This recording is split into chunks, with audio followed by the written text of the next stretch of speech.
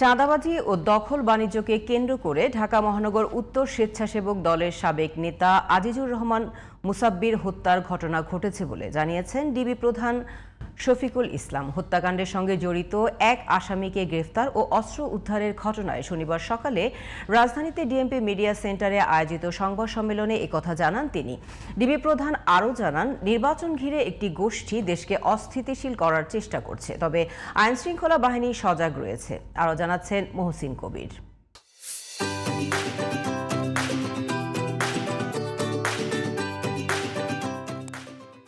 গত ৭ জানুয়ারি রাত ৮:৩০টার দিকে রাজধানীর পশ্চিম তেজতুরী পাড়া এলাকায় দুর্বৃত্তদের গুলিতে নিহত হন স্বেচ্ছাসেবক দল ঢাকা মহানগর উত্তরের সাবেক সাধারণ সম্পাদক মোহাম্মদ আজিজুর রহমান মুসাব্বির। এই ঘটনায় ৪ জনকে গ্রেপ্তার করা হয়।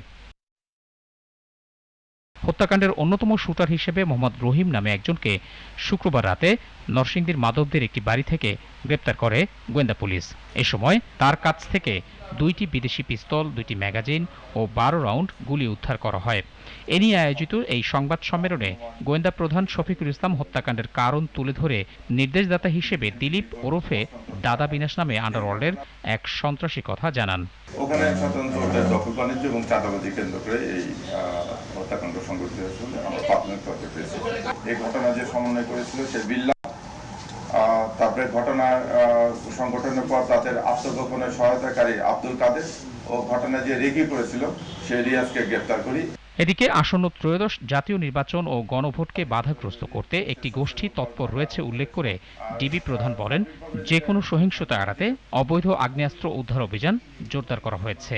সামনে আমাদের জাতীয় ইলেকশন, এই মুহূর্তে দেশকে অস্থিতিশীল করার জন্য অনেকেই তৎপর আছে। এই ব্যাপারে ডিবি করতেছে। এই মাসে আমরা সর্বাধিক সংখ্যক প্রায় 13টির মতো আগ্নেয়াস্ত্র উদ্ধার করেছি। কোনো অপতৎপরতার ব্যাপারে আমরা জিরো টলারেন্স। নির্বাচনের আগ পর্যন্ত অবৈধ অস্ত্র উদ্ধারের অভিযান অব্যাহত থাকবে বলেও জানান শফিকুল ইসলাম। মহসিন কবির, জিটিভি নিউজ, ঢাকা।